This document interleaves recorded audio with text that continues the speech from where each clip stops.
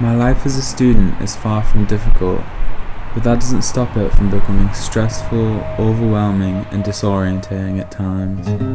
Growing up in the countryside, I took for granted the easy access to solitude, silence and greenery, which contrasts starkly with the inescapable city atmosphere of my student life. When I take a break from the city and visit home, I end up becoming semi-obsessed with the landscape, taking constant walks out alone, wandering, sitting, thinking, and surrounding myself with lushness. The specific area that I tend to walk around has become very special to me. It's mostly private land, known as the once home of Streatham Castle, a stately home for the owners of Bowes Museum in Barnard Castle. The castle was demolished in 1959, but clues of its existence lie in the subtle parkland. Our family have lived on these grounds since the time when the castle was in full operations. There is plenty of knowledge and stories passed down about the land I walk on. Perhaps if the castle was still here, I wouldn't have as much freedom to explore this place alone. For the last year, I've devoted a lot of my practice to portraying my relationship with Streatham, exploring its theme from the point of view of a Gen Z through many different modern and traditional mediums. Josephine Bowes, a French actress and painter, one of the more notable residents of Streatham Castle from 1860 to 1874, had taken inspiration from the landscape here and painted this stunning depiction of the woodland and its pastoral attitude. I find it interesting to see Streatham from around 150 years ago. There is an atmosphere that you get a sense of when looking at this painting. Tranquil but not tired, quiet but not lifeless. This atmosphere might be a tough one to recreate in the modern world without taking some creative liberties. Josephine might have been the last person before me to have painted Streatham. Probably not, but it seems like since the castle was demolished, not many artists have taken notice of this place. Between Josephine and me, a lot has changed. Society has moved away from its dependence on the natural environment. The atmosphere in this scene is from a time when most of one's life could be spent outside, tending to and working alongside nature. But now, this land is seen from the new lens of an unbalanced world. Paintings of Streatham are no longer reflecting quiet pastoral life, but serving as a reminder that those spaces are still there. They might not get the love and attention that they once did, but their raw rebalancing power is still just as potent. Before now, I hadn't considered why landscapes had crept into my practice. I had told myself that I was trying to improve a skill that I hadn't spent much time on. But interestingly, I had stopped making art of any other kind at the time. I was responding to and letting myself be influenced by scenes of lushness and immersion, quite the shift from my previous work. Possibly, this sudden interest was spurred by my subconscious desire to escape from a hectic urban environment and reclaim my rebalanced headspace. So I began my investigation into landscapes as a means of escapism with the master painter and war artist Eric Revelius.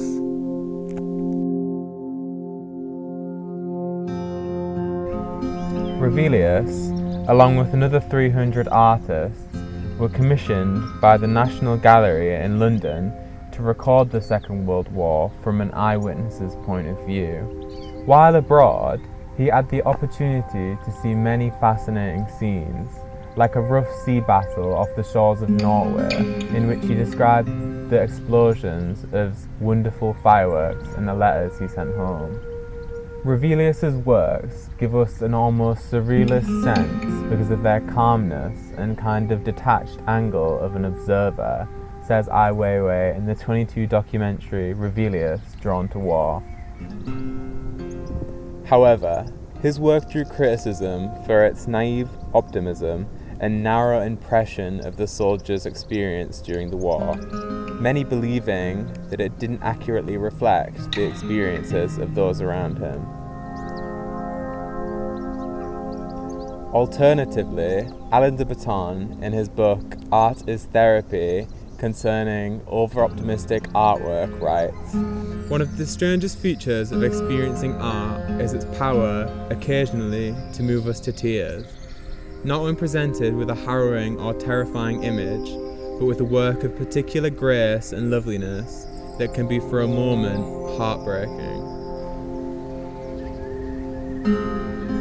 From this point of view, it's easy to see the importance of Revelius's attitude. Not until the viewer is drawn to the beauty do they notice the greater lack thereof. To a soldier of the time, the paintings might remind them what they were fighting for, but to someone of our time, they might make us notice our imbalances. Now, Revelius's work has become relevant once again. With the constant turbulent nature of living in an age of snowballing technological advancement, where our perceptions of reality are being constantly undermined, his work does a good job at acknowledging the modern world without taking the focus off the land, almost suggesting that we still have the option between modernity and the natural world. It's up to us to choose which holds the most value. As you can see in his painting Westonbury Horse from 1939, an otherwise picturesque painting of a local landmark is disrupted by a freight train or iron horse. You can see that he wanted to highlight it due to it being largely out of proportion to the fields around it, and the leading lines which Revelius often employs in his work all leading towards it. Tim Chalans writes, "If he wanted to appeal to the conceit of the rural ideal, he might have painted a topographical representation of the Wiltshire landscape." However, if he hadn't highlighted the train, this work could have been seen as naive. Pretending this wasn't painted on the eve of the Second World War would be denying us the dose of reality that is required to spark hope. The mismatched proportions and slightly overexposed look of his watercolours give this painting an almost dreamlike quality. The artist was said to have approached home landscapes with an unprecedented intensity of vision, much like the way I tend to see my home landscapes. Streatham, from my eyes, with all its family history, personal memories, and historical knowledge attached, would most likely look quite different to someone who's never been here before. So, to help make up this difference, my representation of precious landscapes become romanticised and dreamlike, much like in my mixed media animations of Streatham landmarks, which combine 3D scans to represent the factual world with 2D illustrated foliage to represent my romanticised perception.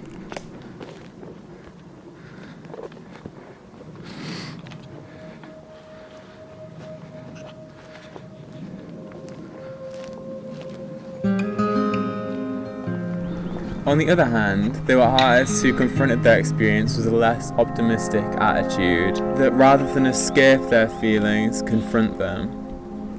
Revelius's Royal College of Art tutor and influence, Paul Nash, painted as an official war artist in World War I and II. Nash's works, while sharing some of the same techniques and subject, are diametrically opposed to Revelius's.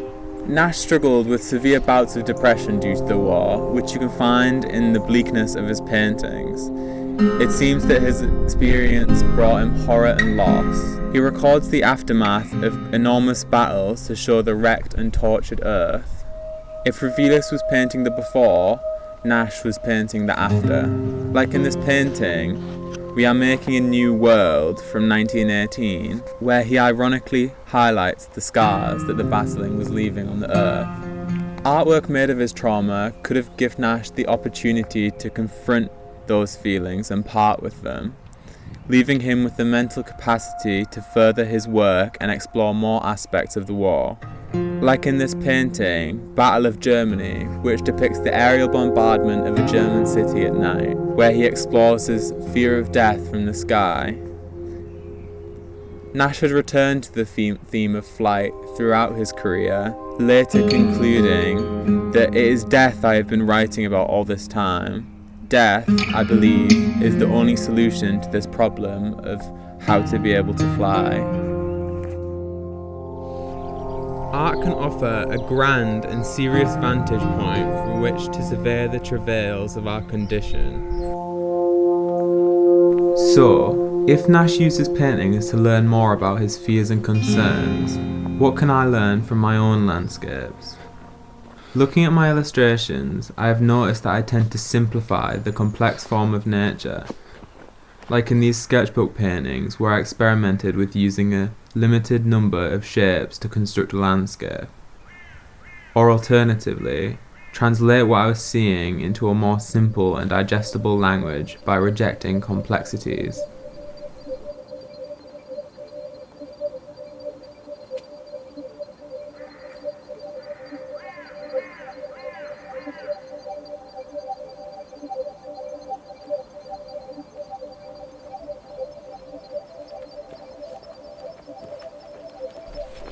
An artist that was known for simplifying the natural world was Paul Klee, the Swiss master painter born 1879. Known for his incredibly unique style and use of colour, Klee believed that a true synthesis between the mathematical construction of pictures and the world of appearances was possible, writes Douglas Hall, an expert on the art of clay.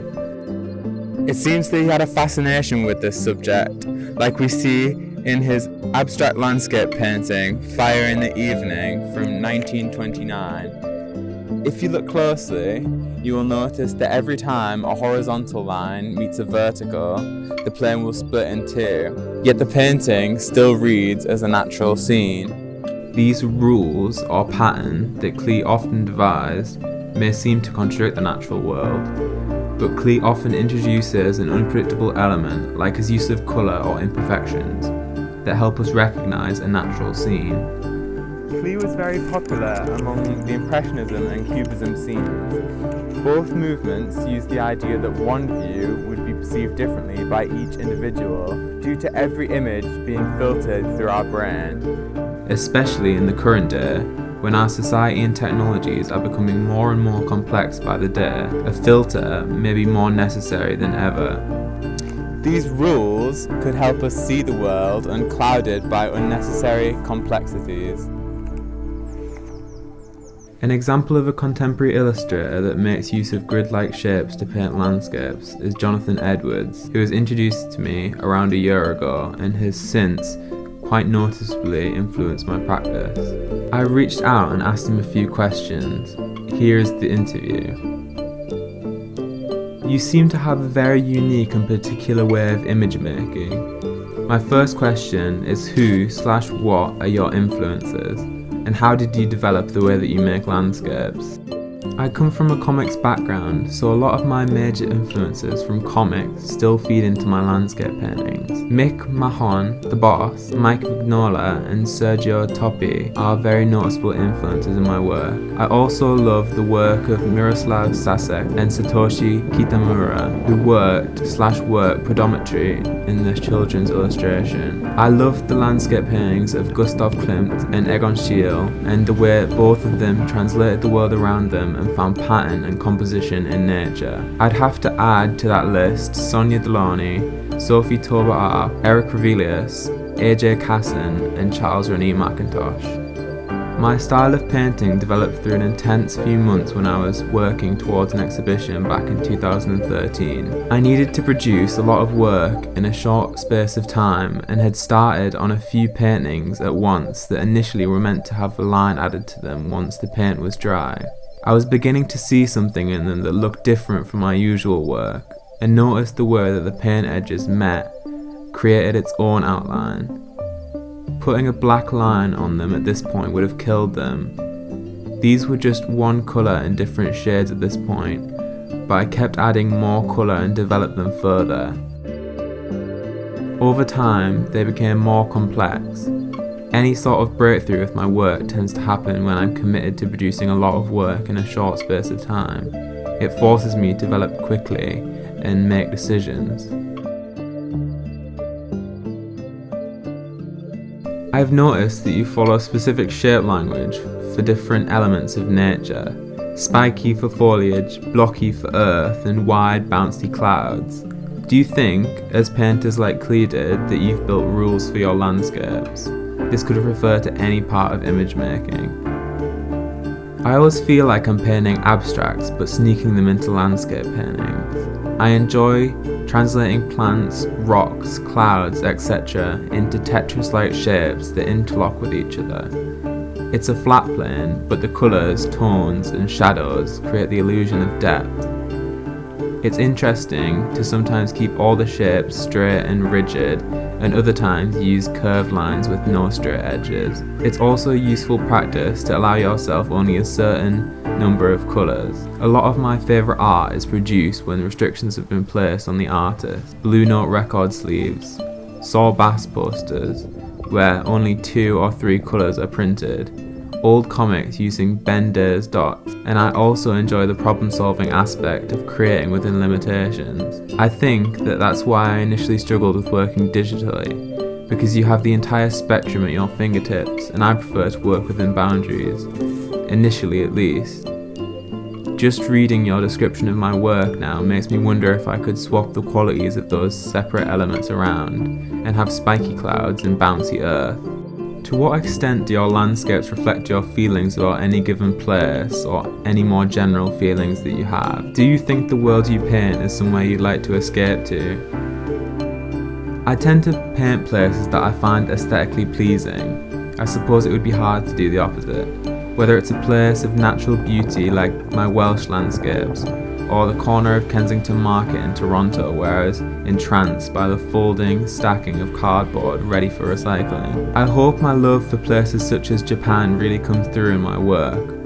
I love the corners covered in aircon units like barnacles, and the dense signage that you get in certain areas. When you draw a place, you really pay attention, and looking back at these drawings really takes you back to that moment.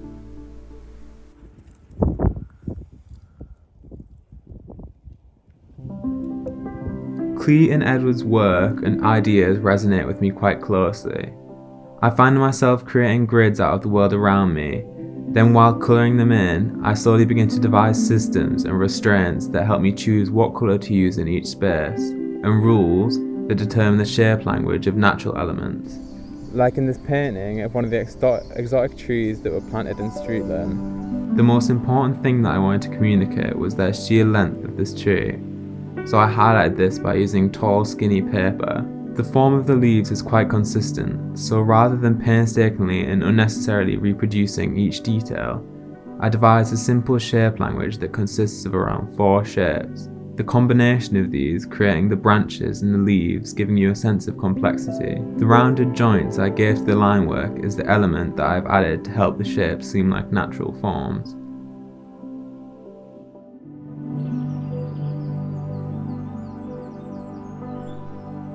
Trees have always been a great inspiration to me. The Pine Tim, a garden of exotic trees just beyond the site of the Ghost Castle, is my favourite place to walk. Some of the trees include species like the American redwood, a ginormous tree that when surrounding you strikes such a sense of awe that you forget yourself. This feeling, often described as the sublime, reminds us of our own insignificance. Walking among these giants that have seen centuries pass, I become elated that my everyday worries become almost forgettable. Someone who understood this feeling well and devoted himself to capturing it in paint was Caspar David Friedrich. In terms of striking the viewer with powerful and evocative landscapes, Friedrich hits the nail on the head with most of his paintings. The 17th century German painter used composition and romanticized landscapes to create a grand and sublime view, supposedly reuniting the viewer with their spiritual self so that they can take refuge from their earthly complications. This is exactly what I'm trying to experience for myself and achieve with my illustration. One of Friedrich's painting's most iconic traits was his inclusion of a figure, usually lacking enough character or scale to steal your attention. Completely dwarfed by the painting's epic landscape, the figure is included to direct the viewer's gaze towards their metaphysical dimension, according to the art historian Christopher John Murray. Recently, I found myself apprehensive to add a figure to any of my pieces out of fear that the landscape itself would have become secondary to the role of the character in it. However, Friedrich's work, while often including a figure, did the opposite. Friedrich was instrumental in transforming the landscape in art from a backdrop subordinated to human drama to a self-contained emotive subject. Perhaps adding a human figure to my landscapes could be a way to entice the viewer into the idea of physically experiencing the scene in full, because otherwise the art will only be contemplated as if through a window. You can see me trying on this technique on the cover of my critical study newspaper.